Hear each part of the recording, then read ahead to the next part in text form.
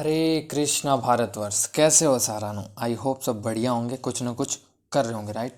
सो आज हम आपके लिए लेकर आए हैं दिल्ली सल्तनत के ऊपर पांचवी वीडियो। जी हाँ, पार्ट 5 है, जिसमें हम बात करने वाले हैं लोधी वंश, जो अंतिम वंश माना जाता है दिल्ली सल्तनत का।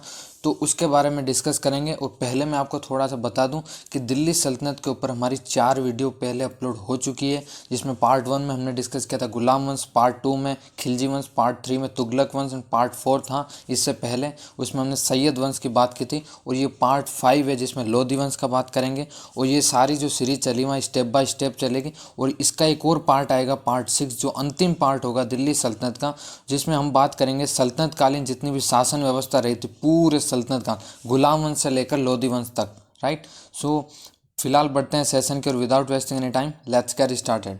तो आपको ये समझना पड़ेगा कि जो लोधी वंश है वो अंतिम वंश है, क्योंकि अक्सर पूछा जाता कि दिल्ली सल्तनत पर शासन करने वाला अंतिम वंश कौन सा था, तो लोधी वंश था। प्रथम वंश पूछा तो गुलाम वंश हम पहले डिस्कस कर चुके हैं।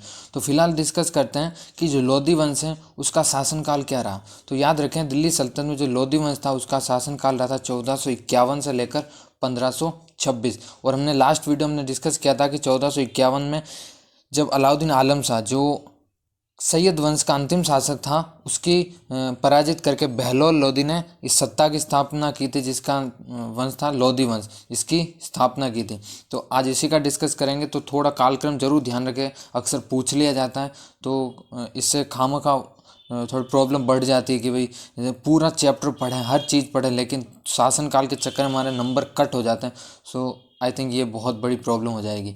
तो ये ज़रूर ध्यान रखें, आप कालक्रम जरूर ध्यान रखें, क्योंकि जो नॉर्मल एग्जाम है उसमें तो इतने चांस नहीं है, लेकिन थोड़ा सा एग्जाम का लेवल बढ़ता है, यानी 12th लेवल या 12th लेवल से ऊपर का एग्जाम होता है, उनमें तो डेफिनेटली आपके एग्जाम में पूछा जाता है। 10th लेवल के जितने एग्जाम उसमें कोई प्रॉब्लम नहीं है, लेकिन उससे ऊपर जितने भी है तो उसमें पूछने जाने के चांसेस बहुत ज़्यादा हैं। सो बढ़ते हैं फर्स्ट क्वेश्चन की, और वो है स्क्रीन के सामने कि लोधी वंश की स्थापना किसने की थी। जी हाँ, one of the most important question. Lodhi वंश की जो स्थापना है वो बहलोल लोधी ने की थी। ध्यान रखें, बहलोल लोधी ने की थी। किसकी स्थापना? लोधी वंश की। किसको हराया था? अलाउद्दीन आलम शाह का, जो सैयद वंश का अंतिम शासक था, क्योंकि 1451 में सैयद वंश खत्म हो जाता है। 37 ईयर्स राज किया था उसने। नेक्स्ट है, बहलोल लोधी दिल्ली की गद्दी पर कब बैठा? तो जो ऑब्वियसली जब उसको पराजित करेगा तो उसके जस्ट बाद बैठ ही जाएगा, 1451 में बैठ गया था। नेक्स्ट है, बहलोल लोधी किस उपाधि से दिल्ली की गद्दी पर बैठा? जो बहलोल लोधी है वो दिल्ली की गद्दी पर, यानी जो बहलोल लोधी ना, आपको पता होना चाहिए ये इसका नाम है, लेकिन कोई भी राजा जब गद्दी पर बैठता है, यानी शासन करने के लिए जब राज तिलक होता है, उस समय वो कोई उपाधि धारण करता है। चाहे हम बात करें इससे पहले रैयत आला की उपाधि धारण की थी सैयद वंश के संस्थापक खिज्र खान ने, जो क्योंकि सुल्तान की उपाधि धारण ना करके रैयत आला की उपाधि धारण की थी। और भी बहुत सारे राजा रहे थे, है ना। सब ने, दिल्ली सल्तनत में जितने भी राजा हुए अब तक पांचों वंश में, सब ने यही उपाधि धारण की है। तो याद रखें, बहलोल शाह गाजी क्या उपाधि धारण की थी? बहलोल शाह गाजी, यानी उपाधि सबने धारण की, ये उपाधि नहीं की, लेकिन सबने की ये उपाधि धारण, ठीक है। नेक्स्ट है, दिल्ली पर प्रथम अफगान राज्य की स्थापना का श्रेय किसको दिया जाता है? तो जो दिल्ली पर प्रथम अफगान राज्य की स्थापना का जो श्रेय जाता है ना, बहलोल लोधी को जाता है। किसको जाता है? बहलोल लोधी को। और एक हमने डिस्कस किया था लास्ट वीडियो में, तो मैं फिलहाल वापस डिस्कस करना चाहता हूँ कि दिल्ली सल्तनत पर एकमात्र सिया समुदाय का वंश, सिया समुदाय यानी आपको पता होना चाहिए मुस्लिम संप्रदाय दो भागों में बटा हुआ, सिया और सुन्नी, उसमें सिया संप्रदाय जो है उसने राज किया था, वो सैयद वंश था, एकमात्र वंश था सैयद वंश पूरे पांचों वंशों में। नेक्स्ट है, बहलोल लोधी का शासनकाल क्या रहा? तो जो बहलोल लोधी शासनकाल है 1451, जब गद्दी पर बैठता है तो 1489 तक, यानी बहुत लंबा शासनकाल रहा है। और जो लोधी वंश है उसमें ये है कि हाँ, सैयद वंश के टाइम थोड़ा सा गिरावट आई थी, लेकिन फिर वापस उन्नति की ओर बढ़ गया था दिल्ली सल्तनत, क्योंकि बहुत सारा काम हुआ था इनके शासनकाल में, बहुत नीतियाँ चली थी, बहुत सारी राजनीतिक जितनी भी नीतियाँ होती है सब चली थी। सांस्कृतिक धरोहर में बहुत ज़्यादा ऊंचाव देखने को मिला था। तो हर चीज़ें देखने को मिली थी लोधी वंश में, क्योंकि जब सैयद वंश था उसके बाद में तो सैयद वंश तो बिल्कुल ठप हो चुका था दिल्ली सल्तनत, राइट। नेक्स्ट है, किसने बहलोल सिक्के प्रचलन किए? ऑब्वियसली बहलोल लोधी करेगा, तो बहलोल लोधी ने सिक्के का प्रचलन करवाया।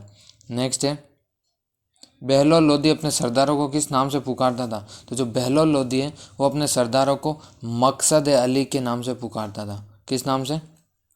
मकसद अली, मकसद अली के नाम से पुकारता था। याद रखें, काफ़ी इंपॉर्टेंट है। इनके अंडर में जितने भी सरदार रहा करते थे उनको मकसद अली कहा करता था। नेक्स्ट है, बहलोल लोदी के पुत्र का क्या नाम था? वेरी वेरी इंपॉर्टेंट, क्योंकि जब उत्तराधिकारी बनेगा तो इसका पुत्र ही बनेगा आगे जाकर, वो यही अपना नाम चेंज कर देगा, फिर उपाधि के तौर पर लेगा। तो फिलहाल हम बात करते हैं निज़ाम खां की, जो ये पुत्र हैं बहलोल लोदी के। नेक्स्ट यही कि बहलोल लोदी का जो उत्तराधिकारी हुआ कौन हुआ? तो निज़ाम खां। अब आप कहोगे निज़ाम खान नहीं सुना सर, हमने तो सिकंदर लोदी सुना है। तो बता दूं, निज़ाम खान का जो एक उपाधि नेम है वो है सिकंदर शाह, लेकिन इसका सिकंदर लोदी का जो वास्तविक नाम अगर कहें तो वो निज़ाम खां होगा, राइट। सो नेक्स्ट है, निज़ाम खां दिल्ली की गद्दी पर किस उपाधि से बैठा?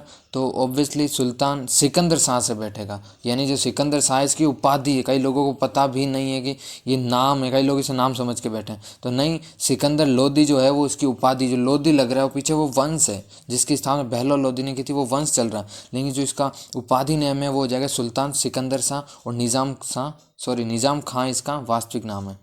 नेक्स्ट है, सिकंदर शाह दिल्ली की गद्दी पर कब बैठा? तो 1489 में, क्योंकि जब उसकी डेथ हो जाएगी तो वो बैठेगा। नेक्स्ट है, सिकंदर लोदी की माता का क्या नाम था? तो जो सिकंदर लोदी की माता थी उसका नाम था जयबंद। और बता दूं, सिकंदर लोदी जो एकमात्र शासक थे लोदी वंश में जो है ना एक हिंदू माता से आए थे, राइट। हिंदू माता से आए थे, इनकी माता का नाम जयबंद था। तो ये क्वेश्चन थोड़ा टेक्निकली इंपॉर्टेंट है, पूछा जा सकता है, ध्यान रखें थोड़ा। नेक्स्ट है, आगरा शहर की स्थापना किसने की थी? तो आगरा शहर की स्थापना सिकंदर लोदी ने 1504 में की थी। नेक्स्ट है, किसके शासनकाल में संगीत कला के श्रेष्ठ ग्रंथ लज्जत ए सिकंदर शाही की रचना हुई? तो बता दूं, सिकंदर लोदी के शासनकाल में। क्योंकि आपको अब देखने को बहुत ज़्यादा मिलेगा कि सिकंदर लोदी के लज्जत है सिकंदर शाही, और गजे सिकंदरी है ना, भूमि मापन के लिए पैमाना जो दर्ज किया गया था गजे सिकंदरी। तो आगे इसका भी डिस्कस होगा, तो ये ध्यान रखें, आपको थोड़ा सा आइडिया मिल जाएगा कि सिकंदर लोदी के टाइम बहुत ज़्यादा हुआ। अगर हम कहें कि वास्तविक संस्थापक सिकंदर लोदी, तो कोई वो नहीं है ना। सिकंदर लोदी ने आगरा शहर की स्थापना 1504 में की थी, हमने इसका बता दिया है। नेक्स्ट है, भूमि के मापन के लिए प्रमाणिक गजे सिकंदरी का प्रचलन किसने किया? तो गजे सिकंदरी का प्रचलन सिकंदर लोदी ने किया। थोड़ा नाम से स्पष्ट हो रहा है ना, गजे सिकंदरी, तो आप समझ जाओगे। नेक्स्ट है, गुलरुखी शीर्षक से फारसी कविताएं लिखने वाला सुल्तान कौन था? जी हाँ, ये क्वेश्चन एक बार पूछा गया था एसएससी में, बहुत लोग कंफ्यूज हो गए थे इसको। गुलरुखी से अलाउद्दीन खिलजी पता नहीं क्या लिख के आ गए थे, तो आप जरूर ध्यान रखें, सिकंदर लोदी ये कविता लिखता था फारसी में। गुलरुखी उसका शीर्षक यानी टाइटल जो देता था वो उसे कविताओं का, वो देता था गुलरुखी। नेक्स्ट है, सिकंदर लोदी के आदेश पर संस्कृत के एक आयुर्वेद ग्रंथ का फारसी में किस नाम से अनुवाद किया गया था? तो जो ट्रांसलेट हुआ था एक आयुर्वेद, यानी जो हमारे हिंदू स्क्रिप्चर है उसमें जो एक आयुर्वेद है, उस आयुर्वेद को जब ट्रांसलेट किया फारसी भाषा में तो उसको किस नाम से किया गया था? ये इंपॉर्टेंट है, याद रखें, फरहंगे सिकंदरी। नेक्स्ट है, सिकंदर लोदी का शासनकाल, यानी हमने ऊपर डिस्कस किया था कि जो बहलोल लोदी उसका शासनकाल 1451 से 89 तक रहा था। अब इसका जो शासनकाल रहा था वो 89 से लेकर 1517, जी हाँ 1517। यानी अगर हम बात करें कि लोदी वंश के जो उन्नति का जो मेन रीज़न है वो कह सकते हैं कि जो शासक रहे थे वो बहुत लंबे टाइम तक टिके रहे थे। क्योंकि सईद वंश में 5 साल 4 साल ये चल रहा था, यहाँ पर डायरेक्ट कहीं 30 साल 20 ऐसे चल रहा ना। और शासक इसमें ज़्यादा नहीं हुए थे, वैसे ही मेन एक तरह से अचीवमेंट भी कह सकते हैं, ज़्यादा राजा भी नहीं हुए इसमें। नेक्स्ट है, किस शासक ने ज्वालामुखी मंदिर की मूर्ति को तोड़कर उसके टुकड़ों को, जी हाँ, ज्वालामुखी मंदिर जो हिमाचल प्रदेश में, उसके टुकड़ों को कसाईयों को मांस तौलने के लिए दे दिया था? ये सिकंदर लोदी ने ऐसा किया था। क्या किया था इसने? ज्वालामुखी मंदिर की जो मूर्ति होती है उसको तुड़वा कर उसके जो टुकड़े हुए थे उसको कसाईयों को दे दिया कि मांस तौलिए भाई साहब आप। नेक्स्ट है, दिल्ली सल्तनत के किस शासक ने मुसलमानों को ताजिया निकालने, मुसलमान स्त्रियों को पीरों तथा संतों के मज़ार पर जाने पर प्रतिबंध लगा दिया? जी हाँ, ये इनके टाइम में हुआ था कि जो मुसलमान ताजिया निकालते हैं उन पर बैन लगा दिया गया था। मुस्लिम स्त्रियाँ जितने पीरों संतों के मज़ार पर जा रही थी उनके ऊपर बैन लगा दिया था। तो सिकंदर लोदी के टाइम कह सकते हैं बहुत स्ट्रिक्ट रूल्स थे उसने शासनकाल में प्रजा के तौर पर, है ना। नेक्स्ट है, सिकंदर लोदी की मृत्यु कब हुई थी?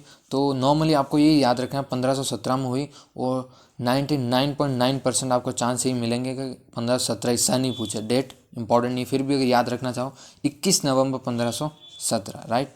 नेक्स्ट है सिकंदर लोदी की मृत्यु कैसे हुई? यानी जो सिकंदर लोदी इसकी मृत्यु हुई थी, याद रखें गले की बीमारी के कारण, यानी इसकी कोई हत्या नहीं हुई या इसकी युद्ध में किसी तरह से मृत्यु नहीं हुई, इसकी एक तरह से नॉर्मल जो जैसे व्यक्ति मृत्यु को प्राप्त होता है ना, वैसे ही गले की बीमारी के कारण मर गया, राइट। नेक्स्ट है मौठ की मस्जिद का निर्माण किसके शासनकाल में होता? तो ये हाल ही में राजस्थान पुलिस 2020 में पूछा गया था, तो काफ़ी इंपॉर्टेंट है और सब कंफ्यूज हो गए थे लगभग, तो कि मौठ की मस्जिद, तो वैसे इतना हार्ड भी नहीं था क्वेश्चन, बस थोड़ा सा टेक्निकली इस क्वेश्चन को डिफ़िकल्ट बनाया जा रहा था। देखो ये क्वेश्चन दो टाइप से बनता है, एक जो है वो मौठ की मस्जिद का निर्माण किसके शासनकाल में हुआ, तो वो सिकंदर लोदी है। दूसरा है कि मौठ की मस्जिद का निर्माण किसने करवाया, तो ये इंपॉर्टेंट है कि सिकंदर लोदी के वजीर जो मियाँ भोईया जिनका नाम उन उसने करवाया था। तो हम आगे उसी क्वेश्चन डिस्कस करें। एक तो था किसके शासनकाल में, तो सिकंदर लोदी याद रखना। नेक्स्ट है मौठ की मस्जिद का निर्माण किसने करवाया, जी हाँ यही क्वेश्चन था, तो याद रखें सिकंदर लोदी के वजीर मियाँ भोईया द्वारा।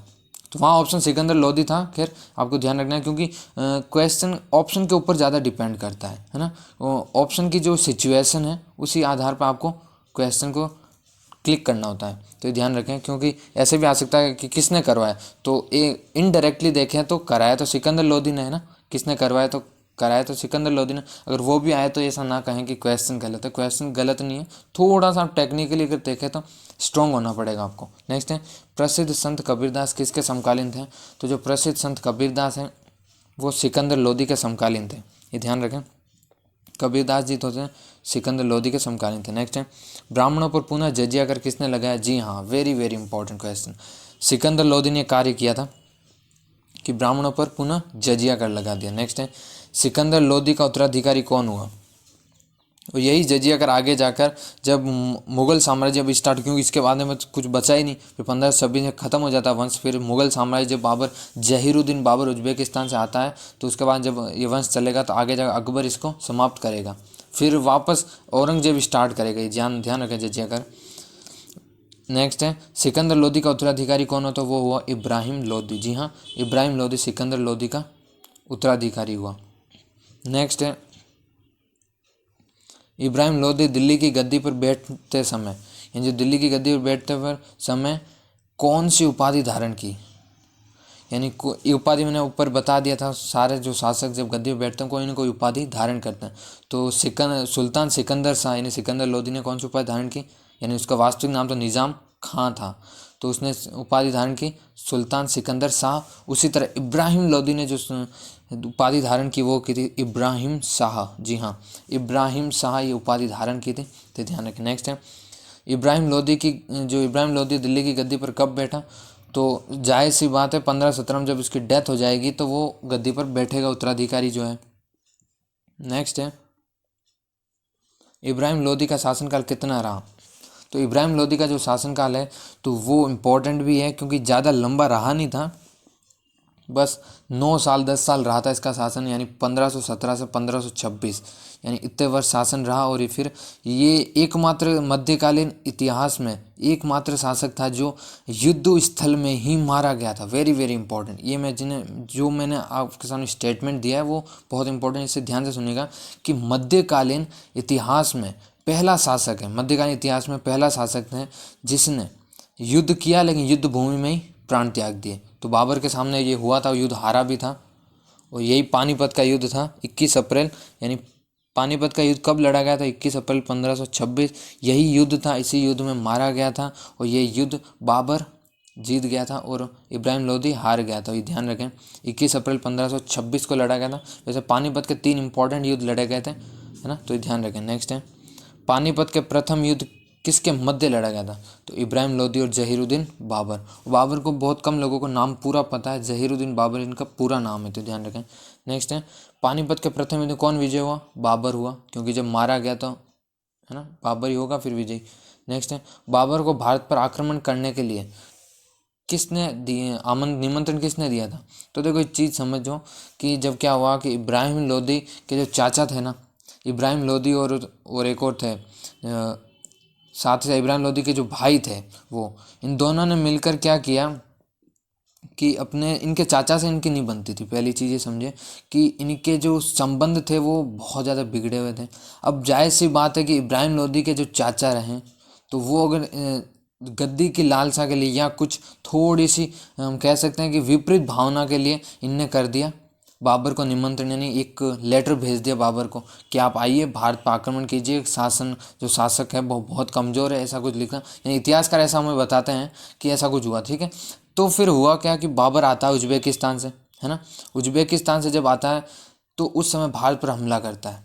तो उस समय कहा जाता है बाबर बहुत ही ज़्यादा, इब्राहिम लोदी उस समय तैयार नहीं था, है ना, इब्राहिम लोदी तैयार नहीं था, लेकिन याद रखें बाबर पूरी तरह से तैयारी से आया था। क्योंकि जब बाबर ने यहाँ पर देखा कि यहाँ सब भारत में इतना कुछ, क्योंकि भारत में 99% जो आक्रमणकारी आते थे उनका एक ही होता था, तीन इम्पोर्टेंट काम होते थे। पहला है कि भारत से जितना भी धन है वो लूटो, दूसरा है कि सबको मुस्लिम यानी इस्लाम में कन्वर्ट करना है, तीसरा यहाँ पर शासन करने सब हिंदुओं को मार भगाने, नहीं यहाँ पर जो सत्ता है वो मुस्लिम सत्ता स्थापित करनी है। तो यही इनका तीन काम होते थे, तो इन्हीं में वो हर बार सफल हो जाते थे। और इनके जो हिंदू मंदिर उनके ऊपर तोड़ना, उनके ऊपर अत्याचार करना तो काफ़ी हुए थे मुगल काल में। नेक्स्ट है, तो ये ध्यान रखें आलम खां, ये ध्यान रखें आलम खां जो इब्राहिम लोदी के चाचा थे, इनने निमंत्रण दिया था बाबर को। नेक्स्ट है, वैसे बाबर को क्या पता कि भारत में हमें जाना है, लड़ना है, कोई कुछ पता नहीं था, लेकिन जो पूरा कंप्लीट ब्यौरा दिया गया था वो आलम खां के द्वारा दिया गया था। नेक्स्ट है खातौली का युद्ध किसके मध्य लड़ा गया था, तो याद रखें इब्राहिम लोदी और राणा सांगा, सॉरी ये हाईलाइट नहीं हुआ लेकिन आप ध्यान रखना, इब्राहिम लोदी और राणा सांगा के मध्य लड़ा गया था और राणा सांगा इसमें विजयी हुआ था। नेक्स्ट है खातौली का युद्ध कब लड़ा गया था, खातौली का 1517 में, राइट। नेक्स्ट है खातौली का युद्ध कौन विजयी हुआ, तो राणा सांगा विजयी हुआ। नेक्स्ट है कि दिल्ली सल्तनत पर राज करने वाला अंतिम वंश कौन सा था, तो दिल्ली सल्तनत पर जो राज करने वाला अंतिम वंश था वो था लोधी वंश। जी हाँ, लोधी वंश दिल्ली सल्तनत पर राज करने वाला अंतिम वंश था, ध्यान रखें। नेक्स्ट है दिल्ली सल्तनत का अंतिम शासक कौन था, तो दिल्ली सल्तनत का जो अंतिम शासक था वो था इब्राहिम लोधी। जी हाँ, इब्राहिम लोधी अंतिम शासक माना जाता है, क्योंकि 1526 से ऑब्वियसली जब मर जाएगा तो फिर कौन बचेगा। नेक्स्ट है दिल्ली सल्तनत के किस शासक ने राजा विक्रमाजीत को पराजित करके ग्वालियर को दिल्ली सल्तनत मिला देता। हाँ, ये बहुत बड़ी अचीवमेंट कह सकते हैं, क्योंकि हमने जब से दिल्ली सल्तनत स्टार्ट किया ऐसा किसी कोई भी शासक नहीं था। और हाँ, छोटे मोटे अगर गांव इलाके कस्बे कहें तो वो जरूर आते थे अंदर और युद्ध जीतते थे वो होते ना, लेकिन एक ग्वालियर एक बड़ा प्रदेश जो है ग्वालियर जैसे को दिल्ली सल्तनत में मिला देना, ऐसा काम इब्राहिम लोदी ने एक बहुत बड़ी अचीवमेंट प्राप्त की थी। तो ध्यान रखें ग्वालियर को दिल्ली सल्तनत मिलाने वाला जो शासक है वो इब्राहिम लोदी था। नेक्स्ट है दिल्ली सल्तनत का एकमात्र शासक कौन था जो युद्ध में लड़ते हुए मृत्यु को प्राप्त हुआ था, तो यानी दिल्ली सल्तनत एकमात्र जो शासक था युद्ध में लड़ते हुए मृत्यु को प्राप्त हुआ, मैंने अभी बता ही दिया था, इब्राहिम लोदी। जी हाँ, ये एकमात्र शासक है, कह सकते हैं मध्यकालीन इतिहास का कहें या दिल्ली सल्तनत का कहें तो एकमात्र शासक है जो ना युद्ध स्थल में मारा गया था। और कहा जाता है कि भाई इतिहासकार लिखते हैं कि जब मृत्यु हुई थी तो वहीं बाबर ने उसको दफना दिया था, क्योंकि ऐसा कभी इतिहास में पहले नहीं देखने को मिला कि जब युद्ध लड़ने के बाद ऐसा देखने को मिले कि उसी को वहाँ दफना दे, जहाँ उसकी मृत्यु हुई वहीं दफना दे। तो ये एक बड़ी अजीब देखी गई स्थिति, तो ध्यान रखें बाबर के द्वारा ये किया गया था। सो आज के लिए बस इतना ही, मिलते हैं किसी नेक्स्ट वीडियो में, किसी क्या वो तो अब सल्तनत कालीन जो शासन व्यवस्था में मिलते हैं उस वीडियो में। तब तक के लिए have a nice day, bye bye, take care.